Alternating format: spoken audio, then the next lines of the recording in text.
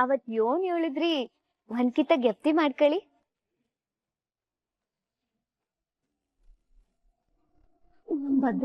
ಜೊತೆ ಬೆಂಗಳೂರಿಗೆ ಹೋಗಿ ನಿಜವಾಗ್ ಸುತ್ತಾಡ್ಕೊಂಡ್ ಬರೋಣ ಅನ್ನೋ ಆಸೆಗೆಲ್ಲ ನಮ್ಮ ಮಾವ ತಣ್ಣೀರ್ ಎರಚ್ಬಿಟ್ರೆ ಮುದ್ದು ಸೊಸೆ ಮುದ್ದು ಸೊಸೆ. ನಿಜ ಹೇಳ್ಬಿಡು ಲೆಕ್ಕಾಚಾರ. ನೀನ್ ಸಿಕ್ಬಿದ್ದೆ ಅಂತ ತಪ್ಪಿಸ್ಕೊಳಕ್ ಅವನ ಹೆಸರು ಹೇಳ್ಬೇಡ. ನನ್ನ ಮಾತನ್ನ ನಂಬಿಗೌಡ್ರೆ, ಸುಭಾಷ್ ಅಪ್ಪರು ದುಡ್ಡೆಲ್ಲ ತಗೊಂಡು ಈ ತರ ಲೆಕ್ಕ ಬರಿ ಅಂತ ಹೇಳಿ ನನ್ಗೊಂದಿಟ್ಟು ಕಾಸು ಕೊಡೋರು.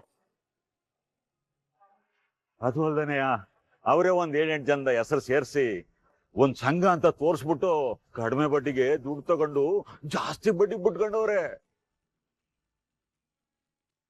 ನಾನು ಹೇಳ್ದಂಗೆ ಬರೀ ಈ ಪುಸ್ತಕ ಯಾರು ನೋಡಕ್ಕಿಲ್ಲ ಅಂತ ನನ್ನ ಕೈಲೇ ಬರೆಸ್ತಾವ್ರೆ ಗೌಡ್ರೆ. ಲೇ, ನೀನ್ ನಂಬಿ ಒಂದ್ ಜವಾಬ್ದಾರಿ ವಹಿಸಿದ್ರೆ ಈಟೆಲ್ಲ ಮೋಸನಿಲ್ಲ. ಅಂಟಮ್ಮ, ಇವ್ನು ಹೊಡೆದು ಏನು ಪ್ರಯೋಜನ ಇಲ್ಲ. ಇವ್ನ್ ಬರೀ ಬಾಣ, ನಿಜವಾದ ಬೇಟೆಗಾರ ಅವನು. ಅವನ್ ನಮ್ಮ ಹತ್ರ ಸುಮ್ಕೆ ಬಿಡ್ಬೇಡ ಅಂಟಮ್ಮ. ಲೆಕ್ಕಾಚಾರ ನೀನ್ ನೋಡು, ಮೊದ್ಲು ಅವನಿಗೆ ಬುದ್ಧಿ ಕಲ್ಸಿ ಆಮೇಲೆ ನಿನ್ ತಗೋತೀನಿ.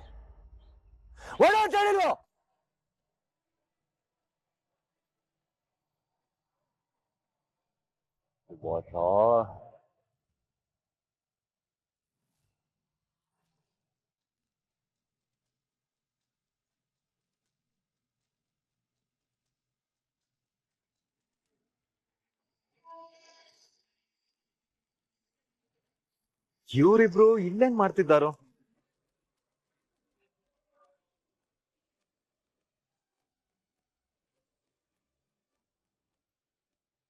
ಅಣ್ಣ ಇಲ್ಲ ಕೊಟ್ಲೆ, ಇಬ್ರು ಏನ್ ಮಾಡ್ತಾ ಇದ್ರು ಇಲ್ಲಿ?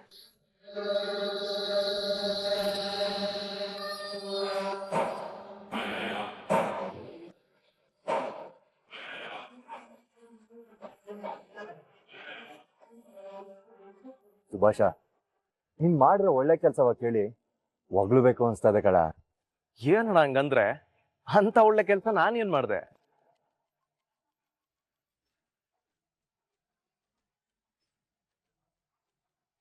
ಏನ್ ಸುಭಾಷ ಇಂಥ ಮಾತು ಕೇಳ್ತಿದ್ಯಾ? ಅಪ್ಪಯ್ಯ ನಿಂಗೆ ಅಂತ ಕೊಟ್ಟಿರೋ ಜವಾಬ್ದಾರಿನ ಅಂದಂಗ್ ನಿಭಾಯಿಸಿದ್ದೆ ನೀನು. ನಾನ್ ಊರಲ್ಲಿ ಇಲ್ದೆಲ್ಲ ಇರ್ಬೇಕಾದ್ರೆ ನೀನ್ 7 ಜನಕ್ಕೆ ಸಹಾಯ ಮಾಡಿದಿಲ್ಲ. ಇನ್ನ ಲೆಕ್ಕಾಚಾರದ ವಿಷಯಕ್ಕೆ ಬಂದ್ರೆ ಒಂದೇ ಒಂದ್ ಪೈಸಾ ತಪ್ಪದಂಗ್ ನೋಡ್ಕೊಂಡಿದ್ಯಾ? ಸಾಮಾನ್ಯ ಶಿಕ್ಷಣನೂ ಇಲ್ದವನು ನನ್ನನ್ನು ಹೊಗಳ್ತಾವನೆ. ಇದೇ ಸರಿಯಾದ ಟೈಮ್, ಬಿಲ್ಡಪ್ ಹಾಕೊಂಡ್ಬಿಡ್ಬೇಕು. ನೋಡ್ಕೊಳ್ದೆ ಇರೋದಕ್ಕಾದತೇನಣ್ಣ.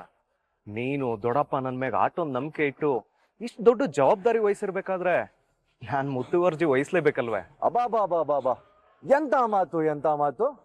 ಲಾ ಕ್ವಾಟ್ಲೆ, ನೋಡಿದ್ಯಲ್ಲ ನನ್ನ ತಮ್ಮನ್ನ ಏಟ್ ಬುದ್ಧಿವಂತ ಅಂತ. ಹೌದು ಅಂಟಮ್ಮ. ಪಾಪಕಲ್ಲ ನಮ್ ಸುಭಾಷನ್ಗೆ ಸುಳ್ಳು ಮೋಸ ಈ ದ್ರೋಹ ವಂಚನೆ ಅಂದ್ರೆ ಏನು ಅಂತಾನೆ ಗೊತ್ತಿಲ್ಲ ಕಲ. ಅದ್ರಲ್ಲೂ ಈ ಸಂಘದ ಲೆಕ್ಕಾಚಾರ ಅಂತೂ ಏಟ್ ಚಂದಾಗಿ ನಿಭಾಯಿಸ್ತಾವ್ ಗೊತ್ತೇ. ಆ ಲೆಕ್ಕಾಚಾರನೆಲ್ಲ ಆಟೋ ಒಂದ್ ಕಷ್ಟಪಟ್ಟು ನೋಡ್ಕೊಂಡಿರೋದಕ್ಕೆ ನನ್ ತಮ್ಮಂಗೆ ಏನಾದ್ರು ಕೊಡ್ಬೇಕಲ್ವಾ? ಏನ್ ಸುಭಾಸ, ನಾನು ಹೇಳ್ತಾ ಇರೋದು ಸರಿಯಾಗಿ ಅದಲ್ಲೇ? ಹ್ಞೂ ಅಣ್ಣ, ಲೆಕ್ಕಾಚಾರ ಏನಾನ ತಪ್ಪು ಮಾಡ್ಬಿಡ್ತಾನೆ ಅಂತ ಕಣ್ಣಿಗೆ ಎಣ್ಣೆ ಬಿಟ್ಕೊಂಡು ಎಲ್ಲಾನು ಚೆಕ್ ಮಾಡ್ತೀವ್ನಿ. ಒಂದು ನಯಾ ಪೈಸನು ಆ ಕಡೆ ಈ ಕಡೆ ಹೋಗೋದಕ್ಕೆ ಅವಕಾಶ ಕೊಟ್ಟಿಲ್ಲ. ನನ್ ತಮ್ಮ ಕಳ್ಳ ಸುಭಾಸ, ನೀನು ನಿನ್ಗೆ ಏನಾದ್ರು ಕೊಡ್ಲೇಬೇಕಲ್ಲ. ನಿಮ್ಗೆ ಏನಾದ್ರು ಕೊಡ್ಲಿಲ್ಲ ಅಂದ್ರೆ ಅದ್ ಭಗವಂತ ಮೆಸ್ತಾನ? ಸುಭಾಷ, ನೀನ್ ಮಾಡಿರೋ ಮೋಸಕ್ಕೆ ಲೆಕ್ಕಕ್ಕೆ ನೀನ್ ಕೊಡ್ದಲೇ ಹೋದ್ರೆ ನಿನ್ ಬುದ್ಧಿ ಕಲಿಯಕ್ಕಿಲ್ಲ ಕಳ.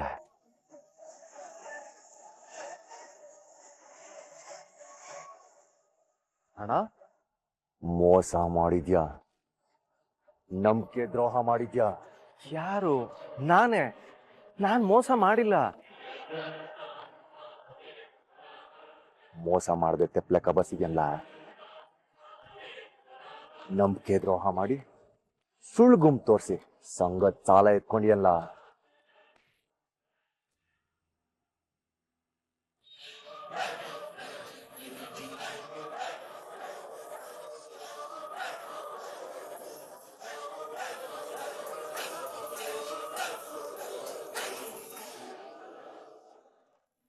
ಇವತ್ ನನ್ ಬುದ್ಧಿಗ್ ಅದೇನಾಗಿತ್ತೋ ಎಡ್ವರ್ಡ್ ರಾಣಿ ತರ ಎಡ್ವರ್ಡ್ ಮಾಡ್ಕೊಂಡ್ಬಿಟ್ಟೆ ಅಲ್ಲೇ ವಿದ್ಯಾ.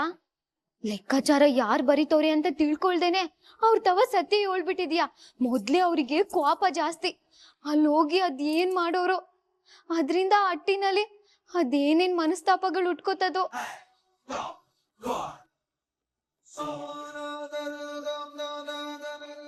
ಮೊದ್ಲೇ ಸುಭಾಸಣ್ಣ ನೋಡ್ಕೋತವ್ರೆ ಅಂತ ಗೊತ್ತಿದ್ರೆ ಲೆಕ್ಕಾಚಾರ ವಿಷಯದಲ್ಲಿ ಹೊಸಿ ವ್ಯತ್ಯಾಸ ಬತ್ತೈತೆ, ಹುಷಾರಾಗಿ ನೋಡ್ಕೊಳ್ಳಿ ಅಂತ ಹೇಳ್ಬೋದಾಗಿತ್ತು. ಒಂದ್ ವೇಳೆ ಅವ್ರೇನಾದ್ರು ತೆಪ್ ಮಾಡಿದ್ರೆ ನಾನೇ ಅವ್ರ ತವ ಹೋಗಿ ಸರಿ ಮಾಡ್ಕೊಳ್ಳಿ ಅಂತ ಹೇಳ್ತಿದ್ದೆ. ಇವ್ರಿಗ್ ತೆಪ್ ಮಾಡಿದ್ರೇನೆ ಆಗಕ್ಕಿಲ್ಲ, ಅಂತದ್ರಲ್ಲಿ ನಂಬಿಕೆ ದ್ರೋಹ ಮಾಡಿದ್ರೆ ಇವ್ರು ಬಿಟ್ಟಾರೆ. ಈಗ ಗೌಡ್ರು ಅದೇ ಟ್ರಂಪಾಟ ಮಾಡೋರು. ಇದು ಎಲ್ಲಿಗೋಗಿ ನಿಂತ್ಕೋತೋ ಒಂದು ಗೊತ್ತಾಯ್ತಿಲ್ಲಲ್ಲಪ್ಪ ದೇವ್ರೆ.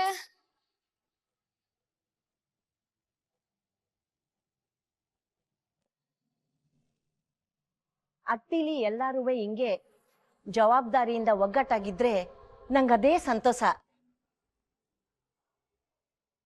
ಮನೆ ಯಾವಾಗ್ಲೂ ಹೀಗೆ ಇರ್ಬೇಕನ್ನೋದೇ ನನ್ನ ಆಸೆ.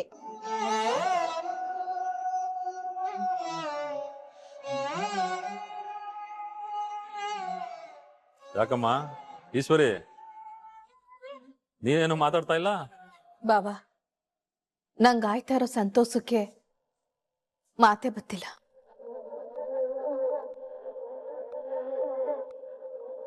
ಇನ್ನು ಮುಂದಕ್ಕೆ 4 ಶೋರೂಮ್ಗಳ ಜವಾಬ್ದಾರಿ ನಿಂದೇಕಲ್ಲ. ಆಮೇಲೆ ಅದ್ರಲ್ಲಿ ಬರೋ ಲಾಭದಲ್ಲಿ 50% ನೀನ್ ಮಾಡಿಕೋ, ಇನ್ ಮಿಕ್ಕಿದ್ದನ್ನ ಹಟ್ಟಿ ಕೊಟ್ಬಿಡು, ಆಯ್ತೆ? ಸರಿ ದೊಡಪ್ಪ.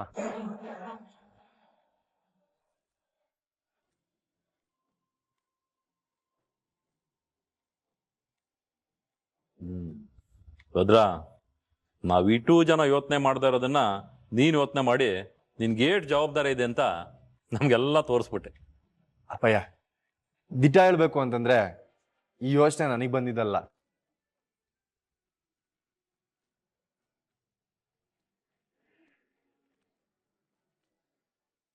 ವಿದ್ಯಂಗಪ್ಪಯ್ಯ ಬಂದಿದ್ದು. ಅವಳು ಬಂದು ನನ್ನ ಕುಟೆ ಹೇಳಿದಿಕ್ಕೆ ನಾನು ಬಂದು ನಿಮ್ಮ ಹತ್ರ ಹೇಳಿದ್ದು.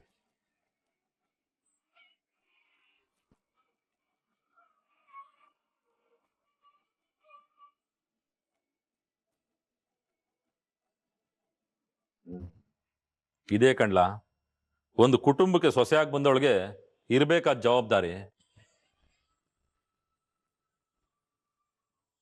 ಸೊಸೆ ಆದವಳು ನಾನು ನನ್ನ ಗಂಡ ಅಂತ ಯೋಚನೆ ಮಾಡದೆ ಮನೇಲಿರೋ ಎಲ್ರ ಬಗ್ಗೆ ಯೋಚನೆ ಮಾಡ್ತಾಳಲ್ಲ, ಆಗ್ಲೇ ಮನೆ ಮನಸ್ಸು ಎಲ್ಲ ಸಂದಾಗಿರೋದು.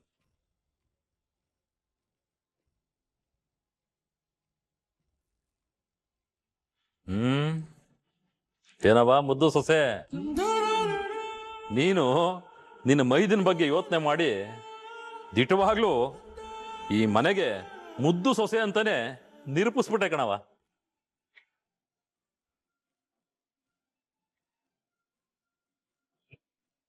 ದಿಟವಾಗ್ಲೂ ಇವತ್ತು ನನಗೆ ನಿನ್ನ ಬಗ್ಗೆ ಸಾನೇ ಹೆಮ್ಮೆ ಆಯ್ತಾಯ್ತು. ಸರಿ, ನೀನ್ ಮಾಡಿರೋ ಈ ಕೆಲ್ಸಕ್ಕೆ ನಾನೇನಾದ್ರೂ ಬಹುಮಾನ ಕೊಡ್ಬೇಕಲ್ವೇ? ಏನ್ ಬಹುಮಾನ ಕೊಡಮ್ಮ?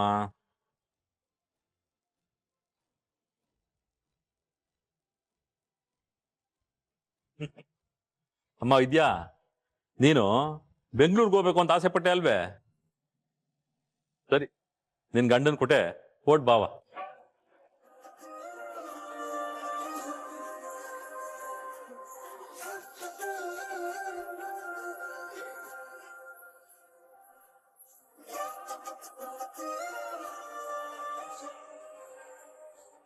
ಅಲ್ಲ ಕಣ್ಲ ಶಿವರಾಮ, ಅವ್ವ ಹೋಗಿ ತಿರ್ಗಾಡ್ಕೊಂಡ್ ಬರ್ಲಿ ಬಿಡು. ಸರಿ ಬಿಡಪ್ಪ. ಓ ಓ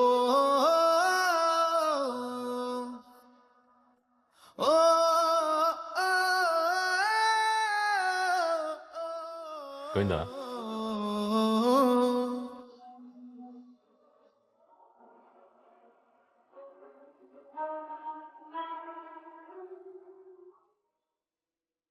ಸುಭಾಷ, ಬಾಲ ಇಲ್ಲಿ.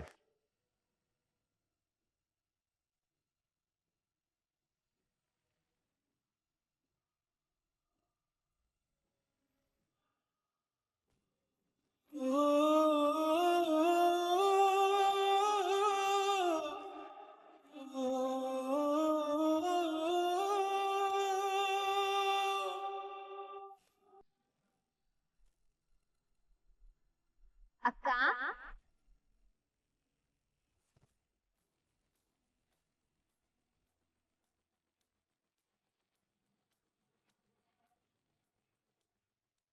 ಅವತ್ ಯೋನ್ ಹೇಳಿದ್ರಿ ಒಂದ್ಕಿತ ಗೆಪ್ತಿ ಮಾಡ್ಕೊಳ್ಳಿ.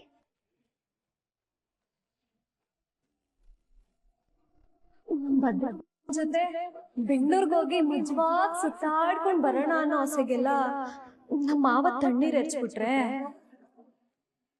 ಈ ನಮ್ಮ ಅಟ್ಟಿ ಅದೇ ನೋಡು, ಇದೊಂಥರ ಬಂಗಾರ ಪಂಜರ ಇದ್ದಂಗೆ, ನೋಡಕ್ಕಷ್ಟೇ ಸಂದಾಗಿರ್ತದೆ. ಆಮೇಲೆ ನಿನ್ಗೇನೇನ್ ಬೇಕೋ ಎಲ್ಲ ಸಿಗ್ತದೆ. ಆದ್ರೆ ಹೊಸ್ಲು ದಾಟಿ ಆಚೆಗೆ ಹೋಗಕ್ ಮಾತ್ರ ಅವಕಾಶನೇ ಇಲ್ಲ. ನೋಡಕ್ಕ, ನೀವ್ ಅನ್ಕೊಂಡಿರಂಗೆ ಇದು ಬಂಗಾರದ ಪಂಜರನೂ ಅಲ್ಲ, ನಾವೆಲ್ರೂ ಇಲ್ಲಿ ಬಂದಿ ಆಗಿರೋ ಗಿಳಿನೂ ಅಲ್ಲ.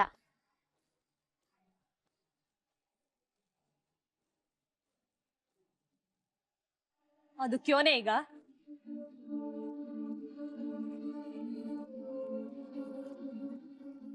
ಯೋನು ಇಲ್ಲ ಅಕ್ಕ. ಯಾರ್ಯಾರ ಮನಸ್ಥಿತಿ ಹೆಂಗ್ ಇರ್ತದೋ ಅವ್ರ ಆಲೋಚನೆನೂ ಹಂಗೆ ಇರ್ತದಲ್ವೇ.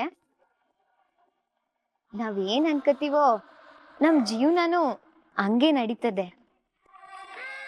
ಈಗ ನೀನು ಈ ಅಟ್ಟಿನ ಬಂಗಾರದ ಪಂಜರ ಅಂತ ಅನ್ಕೊಂಡಿದೀಯ, ಅದಕ್ಕೆ ನಿನಗೆ ಸೆರೆಮನೆಯಲ್ಲಿ ಇರೋ ತರ ಅನಿಸ್ತದೆ.